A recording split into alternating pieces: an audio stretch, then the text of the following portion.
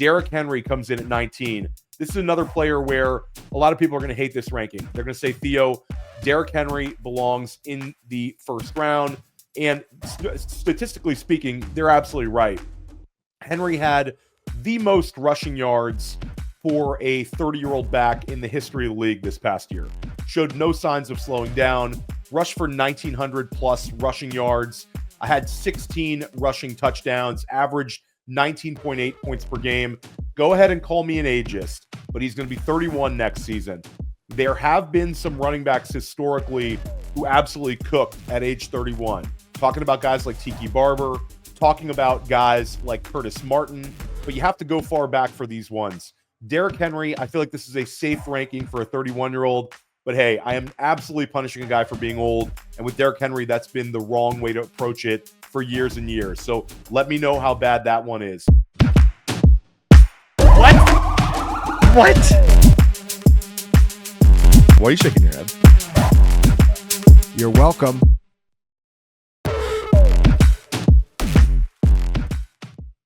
"2025 way too early fantasy football rankings." We're already talking about next season. NFL playoffs are about to start, but you've got your mind on winning that 2025 fantasy football championship. Maybe you fell short in 2024. Maybe you won and you're looking to repeat. For whatever it is, this is a year-long game, no days off. We're already starting to talk about 2025 fantasy football rankings. A lot of things will change. The NFL draft on the horizon, free agency on the horizon, big trades always on the horizon. Never know which big name player could get moved this offseason. But any way you cut it, this is your early rankings. And we're going to go ahead and start at 25. And at 25 for me, some people are going to push back on this one. It's Kyren WIlliams. Kyren WIlliams, 24 years old, has had back-to-back very strong seasons. This year regressed a little bit, but still was able to finish as an RB1 for the second consecutive year at only 24 years old. Averaged 17.1 points per game.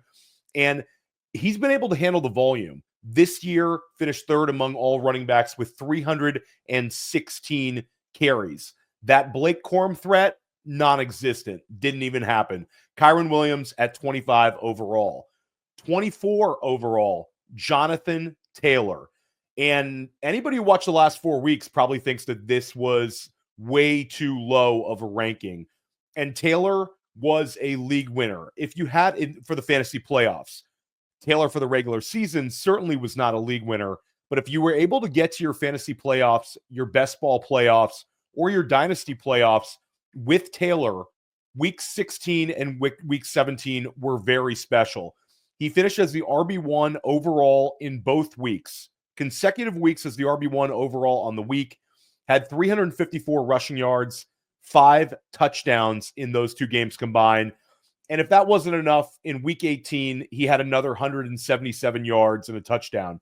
So Taylor's 25 years old. He has a previous RB1 overall season. Last year, you were able to draft him around the 1-2 turn. It was like right around pick 11, 12, 13, 14. Taylor would get selected right in that range pretty much every draft in August and early September. This year, I think he's going to go a little bit lower. We have some question marks in Indianapolis, but no player gained more value over the last 3 games of the season than Jonathan Taylor. Really solidified himself in this ranking. Now, the next player is one of only 2 tight ends that I have in my top 25. I bet you could probably guess the other one. He's going to be discussed a little bit later.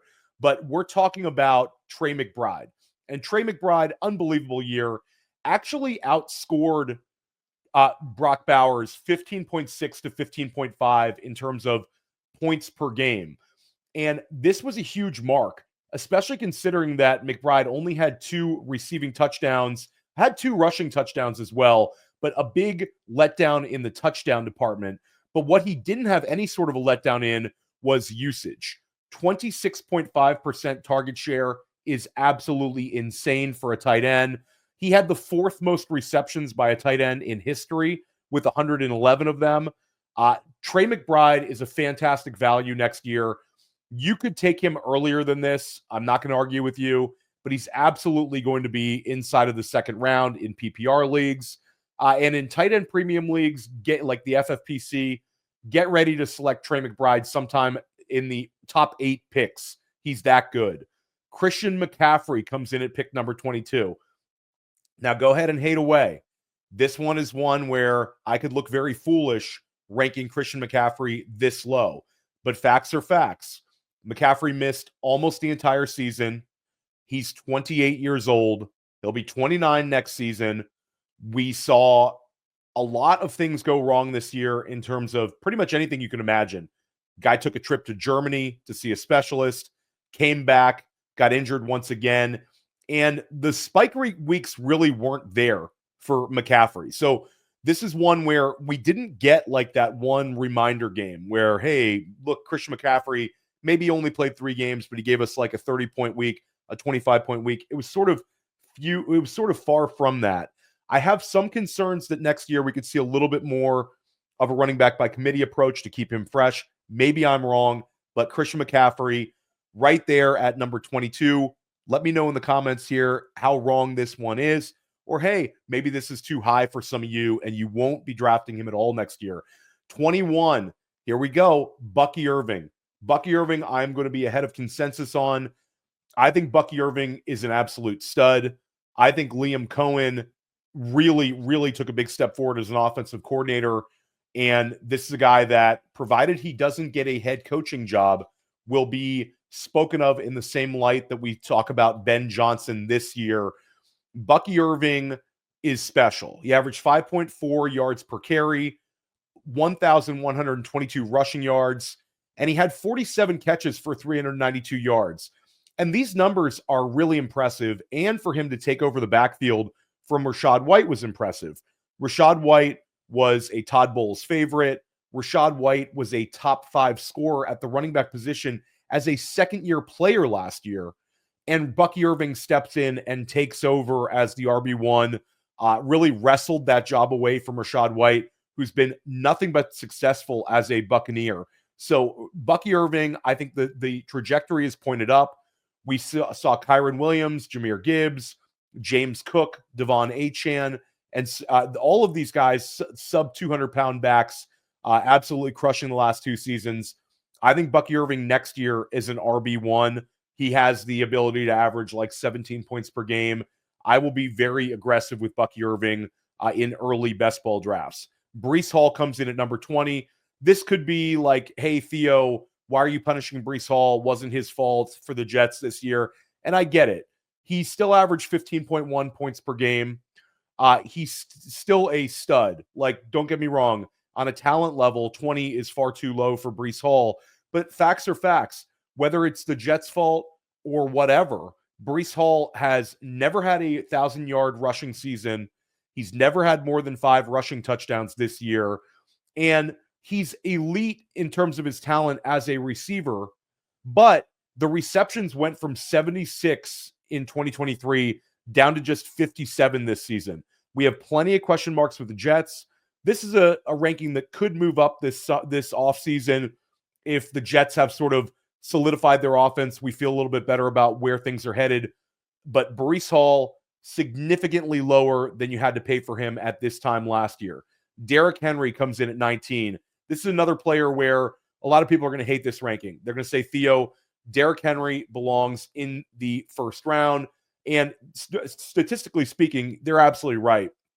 Henry had the most rushing yards for a 30-year-old back in the history of the league this past year. Showed no signs of slowing down. Rushed for 1,900 plus rushing yards. I had 16 rushing touchdowns, averaged 19.8 points per game. Go ahead and call me an ageist, but he's going to be 31 next season. There have been some running backs historically who absolutely cooked at age 31. Talking about guys like Tiki Barber, talking about guys like Curtis Martin, but you have to go far back for these ones. Derrick Henry, I feel like this is a safe ranking for a 31-year-old, but hey, I am absolutely punishing a guy for being old, and with Derrick Henry, that's been the wrong way to approach it for years and years. So let me know how bad that one is. Drake London comes in at number 18, and London I could have had higher. I'm going to be higher on Drake London than consensus as well. Average 16.5 points per game, 100 catches, 1,271 receiving yards, and 9 touchdown grabs. But what gets me excited is Drake London's 23 years old. He is now a young veteran in the league. This is a player who came in the league early and now is really starting to get it. 23 years old only, and now had these sort of numbers, and also had a 39% target share in the games where Michael Penix Jr. started, and per FantasyPoints data, had a 45.1% first read rate at the same stretch with Penix Jr. So feeling good about Penix Jr., feeling good about Drake London at 18. Chase Brown comes in at 17. From weeks 9 through 17, Chase Brown averaged 20.6 points per game. So that's pretty much the stretch run of your fantasy league all through your fantasy championship game. He averaged 20.6 points per game. He is only entering his third year in the league. Explosive player, has two-way ability, showed the ability to handle volume, went from 58 touches as a rookie to 283 in year 2. That is a significant leap. And the Bengals offense was actually better without Joe Mixon. Now, when it comes to Chase Brown and Bucky Irving, you're going to hear not every single person, because I'm not doing it, but you're going to hear a ton of people putting the fear into you that the Bengals and the Bucs are going to add all these running backs. These guys are going to be insignificant next year. They're going to severely decline in their production. To me, I think that's the wrong approach. These teams know what they have in these players. They both have two-way ability. And with Chase Brown, sure, will the Bengals add somebody that could be somewhere between Khalil Herbert and Zach Moss? Could they draft a rookie on day 3? Could they even draft a rookie at the end in like the 3rd round on day 2? Maybe. But I think with Chase Brown, you have the high value touches. You also have the ability for him to take a step forward as a receiver. 16 overall, probably too low.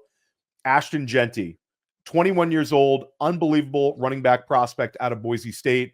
One of the better running back prospects we've seen come along, in the same light of guys like Saquon Barkley, Bijan Robinson, Zeke Elliott, guys that really, really popped and were highly drafted and made instant impacts in fantasy football. Right now, he's 16 because we don't know where he's going to land. But there's about 8-10 teams that legitimately could draft him inside of the 1st round, where this ranking is going to be far too low, and you'd put him somewhere around pick number 10. He's going to be awesome. Go ahead and get ready to draft him early in all of your leagues. Josh Jacobs at number 15. Jacobs had 15 rushing touchdowns this year. This was a career high.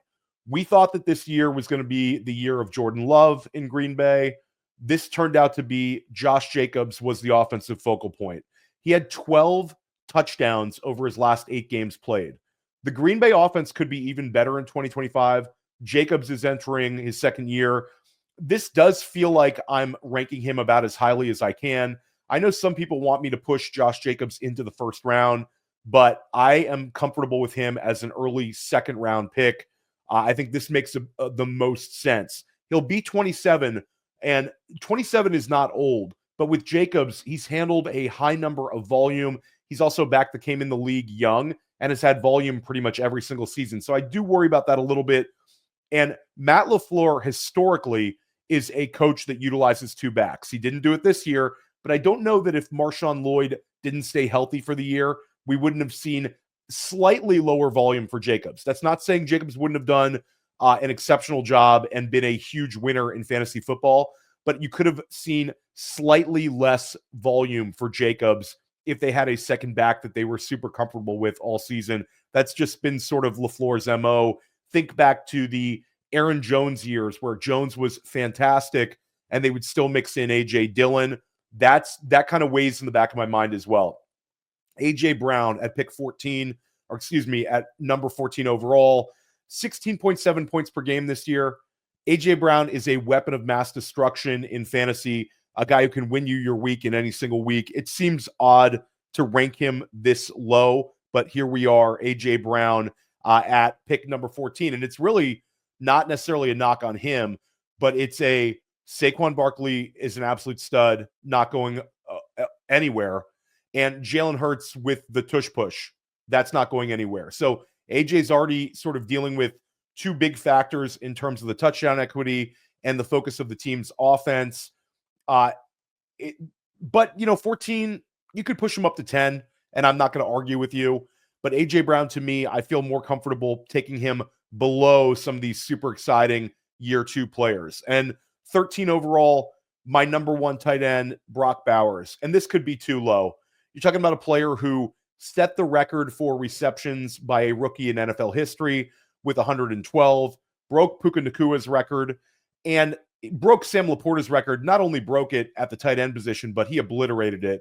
Last year, we were so excited about Sam Laporta's 86 receptions. Brock Bowers had 112, the third most all-time at the tight end position in NFL history in a single year.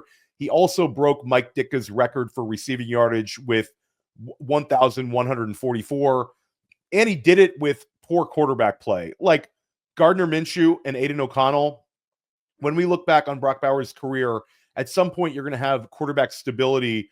I think that they're going to try their best to improve at the quarterback position, whether that's drafting a Shedeur Sanders, a Cam Ward, signing a guy like Sam Darnold, even getting a last chance type quarterback like Kirk Cousins. There's going to be an attempt made by Vegas this year to get a quarterback upgrade. We'll see who they get. But Brock Bowers was able to accomplish all of this with sort of middling at best quarterback play. Bowers is a stud. He would have been a top 10 wide receiver this year as well. 15.5 points per game.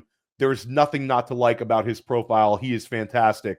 And number 12, this is probably too low, but Malik Nabers comes in at number 12, sets a New York Giants record and an NFL record for the most receptions by a rookie wide receiver with 109, broke the Giants record, and this was a long held record by Steve Smith. So like Nabers gets the Steve Smith receptions total record in year 1. I think next year this could be a chance for Malik Nabers to chase Victor Cruz's receiving yardage record and chase Odell Beckham Jr.'s touchdown records. I think he could have all 3 records by the time he's 25 in New York. This is the kind of guy where he could end up being the wide receiver 1 overall and being the league winner. I mentioned he's 12th in my rankings.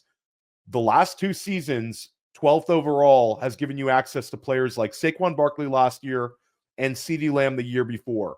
The 1-2 turn has been super, super high value for drafters. It could be this year as well. And in terms of the metrics, Malik Nabers is just, you can't even describe how highly used he was until you look at it on paper. Led all wide receivers with a 32.4% target share.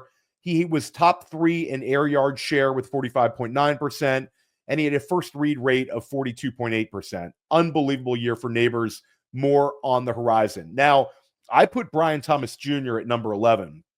There's a little bit of pushback on this from people, but the Jaguars were a bottom 8 offense, and they averaged only 18.8 points per game, and Brian Thomas Jr. was still able to finish as a high-end wide receiver 1 this year.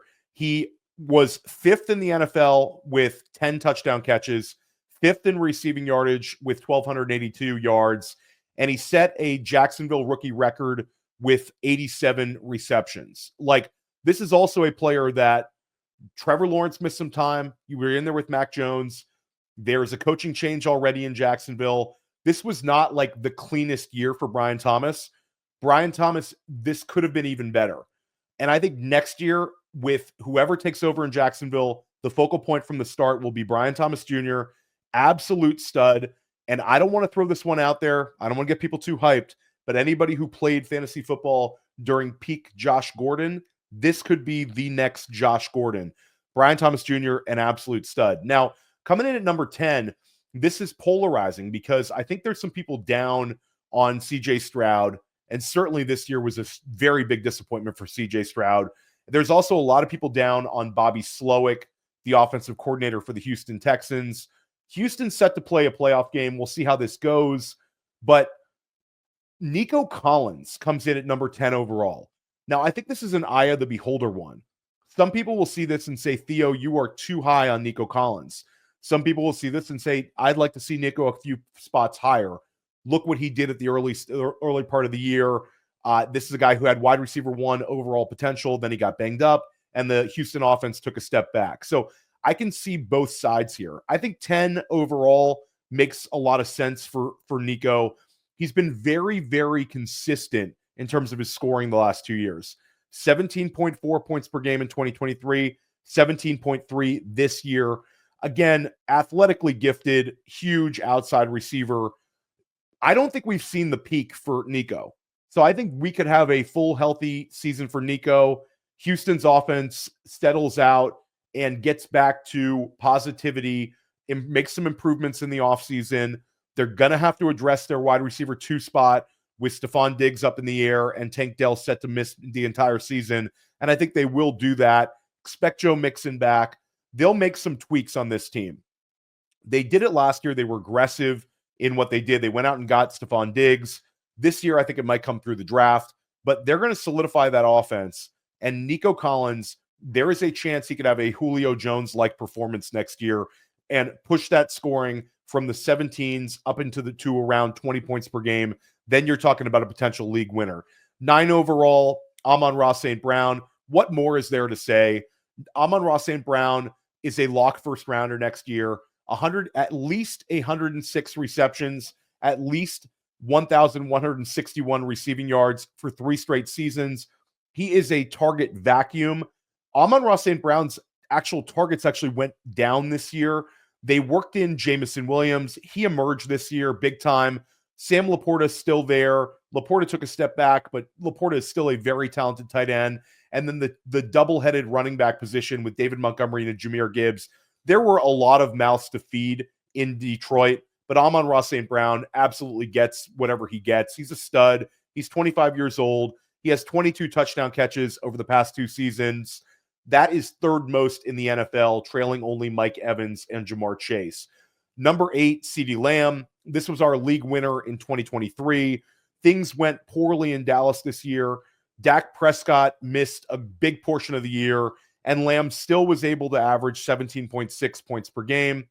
His AC joint ended the season for him. Disappointing because in weeks 14 through 16, he averaged almost 22 points per game. So even with Cooper Rush, he was still thriving. And when it comes to Lamb, not really much for me to discuss. He could get picked a few picks earlier. I wouldn't even argue with you. 3 straight seasons with 150 targets and 100 catches. Absolute stud. Puka Nacua at 7 overall. So we have a trend here. The last 4 years, the wide receiver 1 overall has led the league in targets and led the league in catches. So when we talk about Puka Nacua, this is a player who could absolutely check both of those boxes. I think this is a ranking where you could, again, push Puka a few spots earlier. This is a guy who has the potential to be the 4th player in NFL history to have 200 targets if he stays healthy.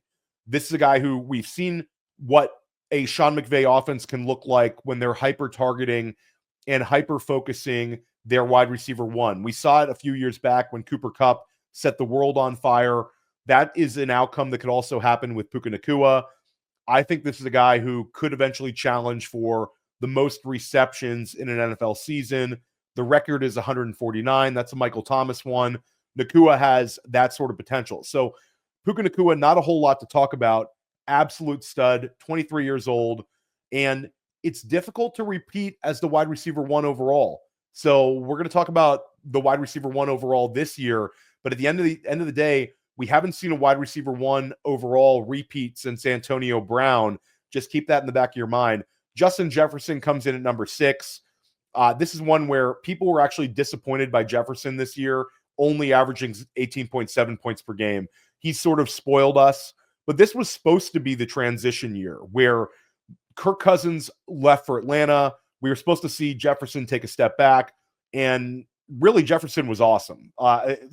There was some weeks where we weren't seeing the same sort of spike weeks we saw in previous seasons, but the end result was still nearly 20 points per game with a brand new quarterback. Next year could be Sam Darnold. It could be J.J. McCarthy.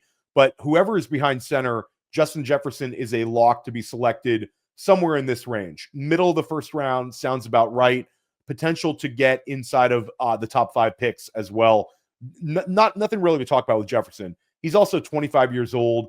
There is a whole lot of great football left in Justin Jefferson for years and years to come. And I would expect that if I'm recording the same video 2 years from now, I'm still talking about Justin Jefferson around this range. Just a beast.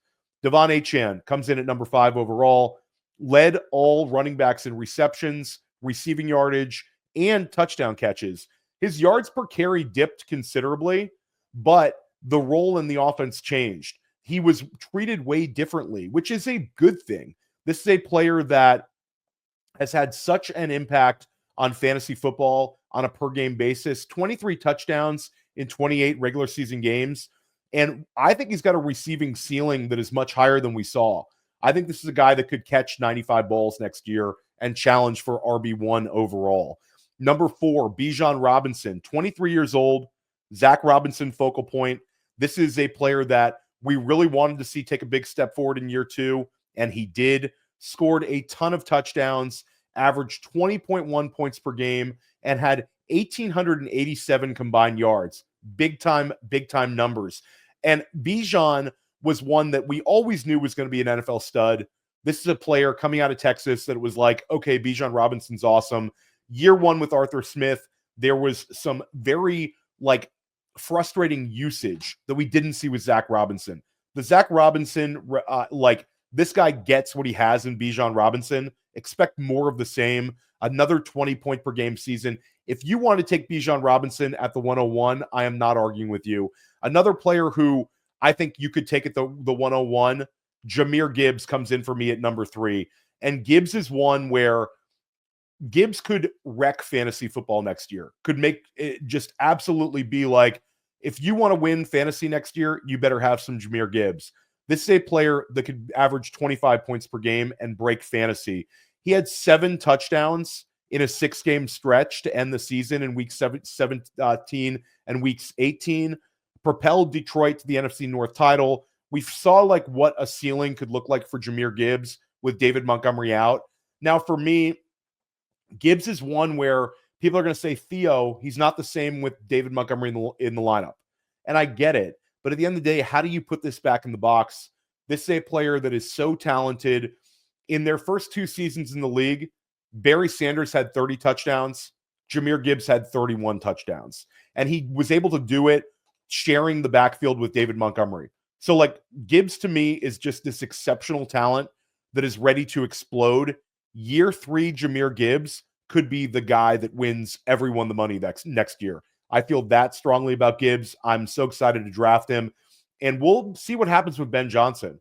But the next offensive coordinator may say, hey, I understand that there was a near split with Montgomery and Gibbs, but let's get that Gibbs guy 65% of the touches. Let's give David Montgomery, 35, 40% of the touches. And let's get Gibbs the higher value touches as well. This could be one where Gibbs really takes off. Number 2, Saquon Barkley, 22 points per game, became the 9th running back in NFL history with 2,000 rushing yards, scored 15 touchdowns, averaged a career high 5.8 yards per carry. There's really nothing to say about Barkley. The only negative is he'll be 28 years old next year and coming off of a high volume season, but we can't be ageist when it comes to Barkley. This doesn't feel like this is a one-year wonder in Philly. This feels like he has been rejuvenated in his career. It's one of the more talented backs we've seen over the last 20 years. And Barkley is a player that I think could have a massive year next year as well. This past year, you're able to get him at 12 overall. Now you're going to have to take him somewhere inside the top 3 picks. Maybe he falls down to the 104 in a few drafts, but I doubt it. Barkley's safely in there. And my number 1 overall pick, how could it not be Ja'Marr Chase? Ja'Marr Chase, my number 1 ranked player heading into 2025, 24 years old, the Bengals trifecta. Who holds the record for the most catches in a season by a Cincinnati Bengal? Ja'Marr Chase. The most touchdown receptions, Chase is tied with Carl Pickens for 17. Receiving yardage as well. This past year, Chase led the NFL. He had 127 catches, 17 touchdown grabs, and 1,708 receiving yards. Like, unbelievable. Anybody who had Ja'Marr Chase also got to experience the insane spike weeks. Chase had multiple weeks with like 50 points. This season, Chase was one of the most valuable wide receivers we've ever seen in fantasy football because of the statistical edge he gave you versus the wide receiver 2 overall. So I get it. There's a chance that T. Higgins moves on. With T. Higgins, Ja'Marr Chase is even more effective fantasy-wise. It takes a lot of pressure off of him. Then you've also got the factor that, yeah, it's been really hard for the wide receiver 1 overall to repeat, but I don't really care. I think if any player is set to do it, it's Ja'Marr Chase. He's 24 years old. This is a player that's an exceptional talent. He's shown the ability to handle a extreme high number of targets. This is a guy who, like we talked about with Nacua, could be a player that goes from being targeted somewhere in the 170s to going to 200 targets next year. There was a running back dominant 2024 fantasy season. We're officially labeling 2025 the revenge of the wide receiver. And I think a lot of these wide receivers are going to hit. Ja'Marr Chase is going to lead the charge. He is your number 1. I'm Theo Gremminger. Tune in for more videos like this. We're dropping them every single week, multiple times a week, right here at Fantasy Points. We want you to win your league next season. It's going to be a really, really fun offseason, and we will see you soon.